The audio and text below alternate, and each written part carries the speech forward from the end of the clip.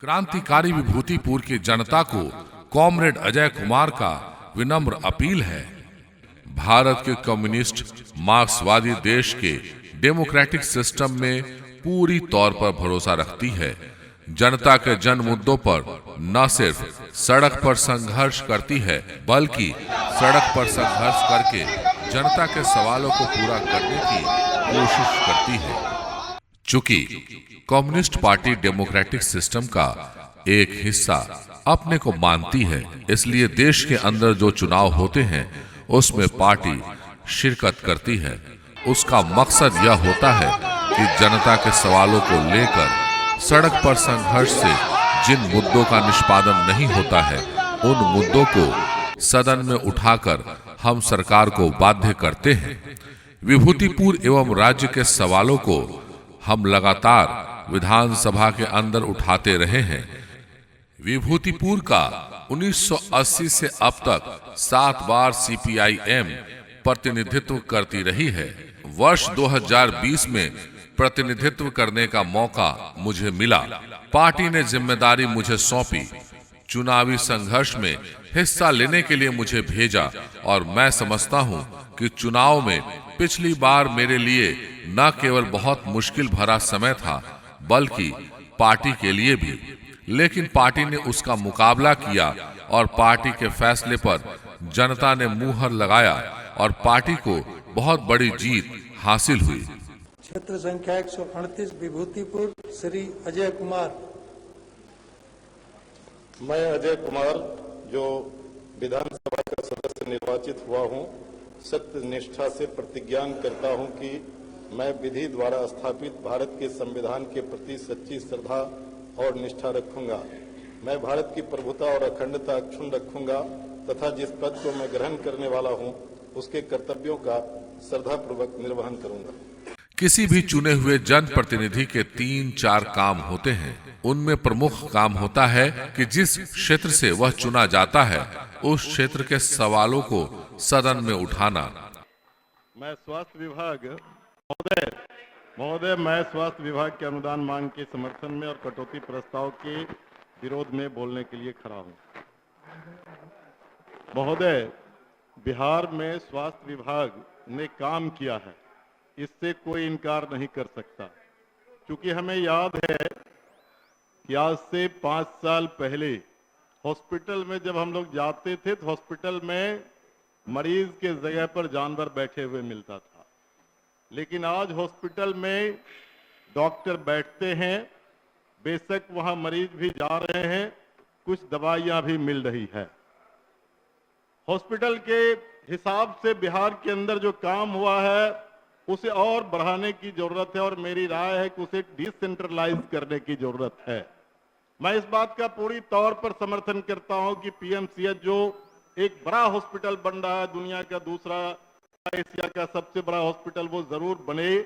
लेकिन सुदूर देहात से, पूर्णिया से चल करके पटना तक आने में जो लोगों को कठिनाई होगी, वो जब तक आएंगे तब तक उनकी दम टूट जाएगी। इसलिए उत्तम स्वास्थ्य विभाग का जो उच्चतम कोटि का जो हॉस्पिटल हो, उसको डिसेंट्रलाइज करके मैं समझता हूं कि उसको कमिश्नरी लेवल पर उसको स्थापित करना चाहिए।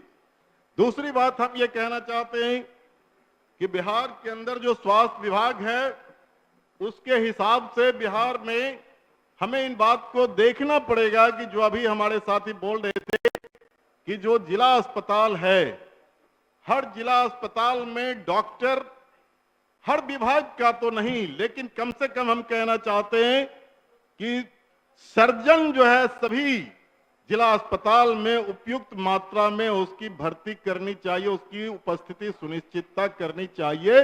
चूंकि मैं देखता हूं कि जब कोई सर्जरी का मुकदमा, जब सर्जरी का कोई केस आता है तो डॉक्टर बिना कुछ देखे हुए वो कह देता है कि नहीं, हमारे पास इसकी कोई व्यवस्था नहीं है, इसलिए इसको डीएमसीएच या इसको फिर जो है पीएमसीएच इसको ट्रांसफर किया जाए। मैं समझता हूं कि जो सरकार है, जो रिक्त पद है, उस पर बहाल करने के लिए तत्पर है। कई वैकेंसियां निकली है और जब भी मिलने के लिए हम गए माननीय मंत्री जी से और फिर अब सेक्रेटरी साहब बैठे हुए, उनसे तो ये बताया जाता है लेकिन मेरा मानना है कि उसे थोड़ा तेज रफ्तार से करना होगा। दूसरी बात मुझे कहना है कि जो डॉक्टर की उपस्थिति पीएमसीएच में होती है, एनएमसीएच में होती है, जिला अस्पताल में होती है, लेकिन सीएचसी और पीएचसी और प्राथमिक उप केंद्र में जो डॉक्टर है उसकी उपस्थिति नहीं होती है। और रोस्टर का जो खेल है, माननीय मंत्री जी, डॉक्टर के रोस्टर के खेल को आप पूरी तौर पर खत्म कीजिए।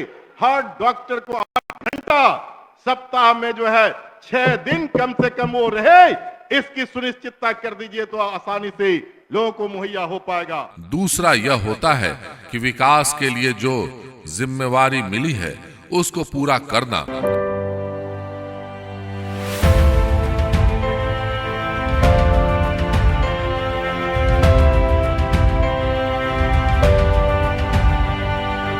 और तीसरा यह कि जिस क्षेत्र से आप निर्वाचित हुए हैं उस क्षेत्र की तमाम जनता के सुख दुख का हिस्सा बनना।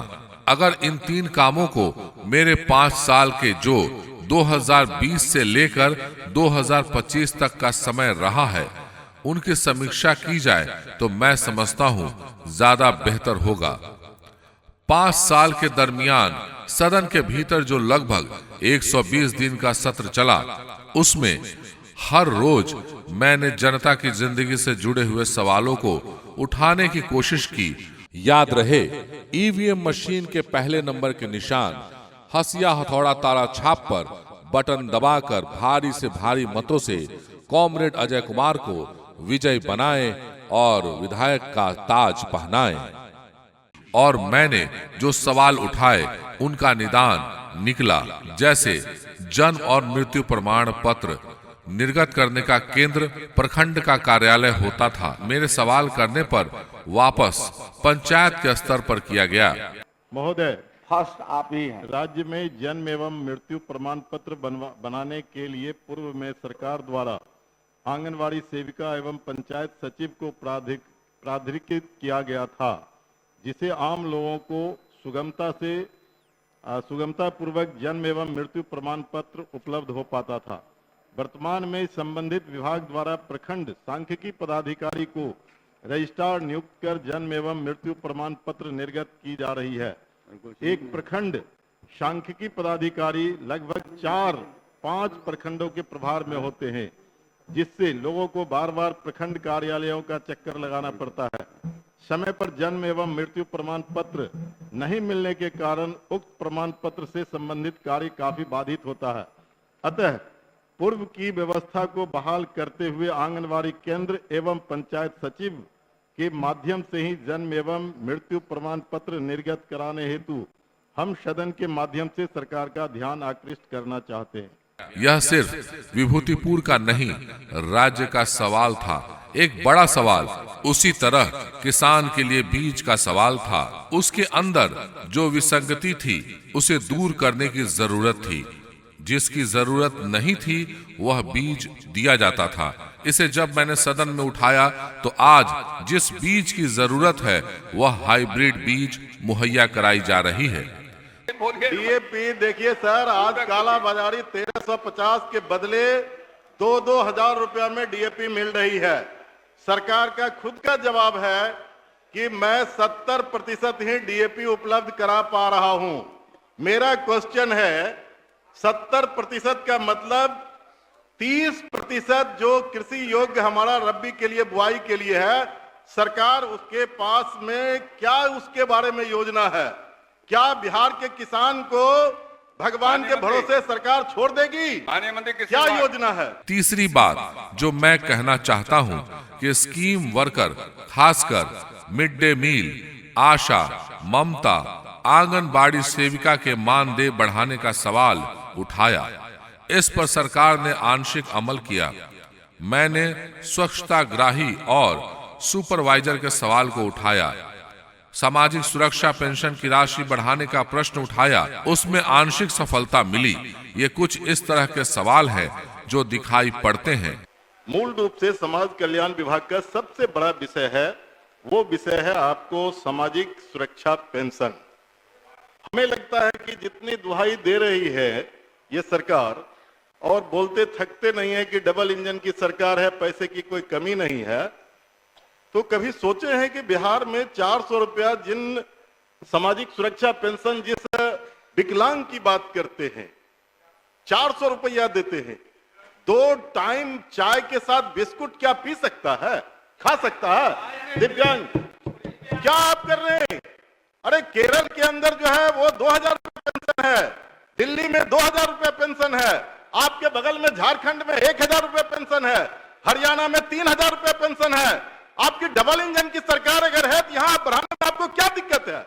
आप बढ़ाइए, दीजिए, ये मजाक मत कीजिए सामाजिक सुरक्षा पेंशन के नाम पर। हम ये आपसे अपील करना चाहते हैं, इन चीजों को देखिए। दूसरी जिम्मेवारी जो एक जन प्रतिनिधि की विकास करने के लिए प्रयास करने की है, तो मैं उसके लिए कह सकता हूं, आप देखिए आज विभूतिपुर में 49 करोड़ की लागत से अंबेडकर आवासीय विद्यालय लगभग बनकर तैयार है। अंबेडकर हॉस्टल 3 करोड़ की लागत से बना है।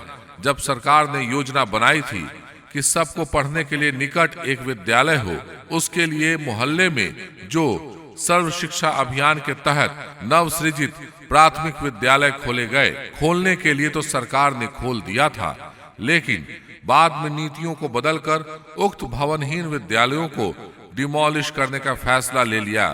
तब तक मैं विधानसभा में आ गया था और मैंने विधानसभा में कहा कि हमारे यहाँ 22 नव सृजित विद्यालय ऐसे हैं जिनके पास जमीन है, लेकिन सरकार कह रही है कि हम भवन नहीं बनाएंगे।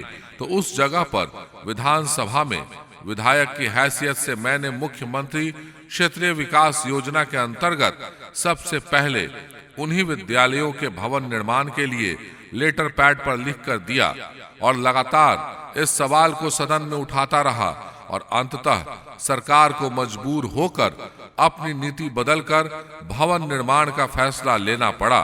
तो यह काम मैंने किया और 22 में 22 विद्यालय बने। विभूतिपुर का रजिस्ट्री ऑफिस रोसड़ा में था, जो हमारे क्षेत्र का अनुमंडल, पुलिस अनुमंडल, स्वास्थ्य अनुमंडल सहित सभी विभागों का अनुमंडल कार्यालय है।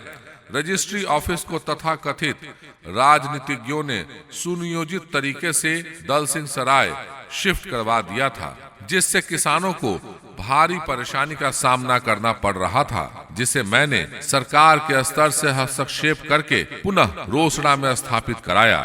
इसके साथ ही और भी सवाल हैं। स्वास्थ्य का अधिकार जो मौलिक अधिकार है, अस्पतालों में डॉक्टर नहीं बैठते थे, पीएचसी में डॉक्टर नहीं बैठते थे, उप स्वास्थ्य केंद्र जो पंचायतों में है वहां डॉक्टर नहीं बैठते थे। मैंने प्रयास किया और अब उन सभी जगहों पर डॉक्टर बैठते हैं। और भी कई सवाल हैं जो जनता से जुड़े हुए सवाल हैं, मैंने उनको सदन में उठाया। विकास के इस कार्यों के अवलोकन के लिए एक बुकलेट छप रहा है।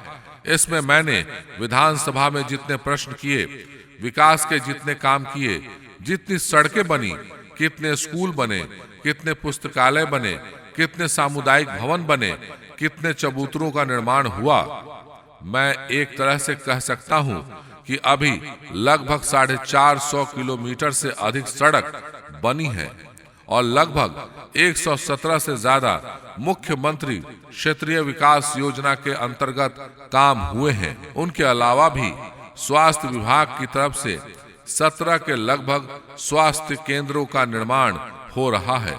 बाकी प्रस्तावित है, जिनकी अनुशंसा मैंने कर दी है।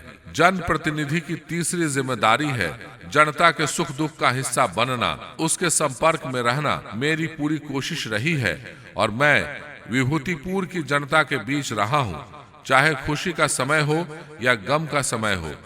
गम बांटने के लिए उनके बीच रहा। मैं बिहार का एकमात्र विधायक हूँ जिसने हर मंगलवार को ब्लॉक पर बैठकर जनता का काम निष्पादन करने की कोशिश किया है। मेरे चुनाव जीतने के बाद तुरंत कोविड का दौर आया। इस महामारी में पूरे देश की जनता त्रस्त थी। जिंदगी और मौत के सवाल से पूरा देश जूझ रहा था और उसका देश विभूतिपुर की जनता सहित और उसका दंश विभूतिपुर की जनता सहित समस्तीपुर की जनता झेल रही थी। जब लोग घर से नहीं निकलते थे डॉक्टर भी रोगी को नहीं देखने जाते थे, तब मैं अपनी जनता की रक्षा के लिए हर उस अस्पताल में जहां विभूतिपुर की जनता भर्ती होती थी, चाहे वह सदर अस्पताल हो, दल सिंह सराय का अस्पताल हो या फिर रोसड़ा का अस्पताल हो, वहां गया। उन शिक्षकों का भी एक बड़ा सवाल था। सरकार ने फैसला ले लिया था कि अब जो भी बहाली होगी वह बीपीएससी से होगी और जो पहले से नियोजित हैं उन्हें भी बीपीएससी की परीक्षा देनी होगी। मैंने उनके प्रश्न को उठाया और सरकार को मेरी बात माननी पड़ी। इसी तरह मैं किसानों के, मजदूरों के, शिक्षकों के, छात्रों के, युवाओं के, नियोजित कर्मियों के, महिलाओं के, वृद्ध एवं अशक्त जनों के प्रश्न को उठाता रहा हूं और हमेशा उठाता रहूंगा। वर्ष 2020 से 2025 की 5 वर्षों की अवधि में विभूतिपुर विधानसभा क्षेत्र में विकास के जो कार्य मेरे द्वारा हुए हैं उन्हें मैं पुस्तिका के माध्यम से विभूतिपुर की महान जनता के समक्ष प्रस्तुत कर रहा हूं। उम्मीद करता हूं कि आप इसका अनुमोदन करेंगे। याद रहे, ईवीएम मशीन के पहले नंबर के निशान हसिया हथौड़ा तारा छाप पर बटन दबाकर भारी से भारी मतों से कॉमरेड अजय कुमार को विजयी बनाएं और विधायक का ताज पहनाएं।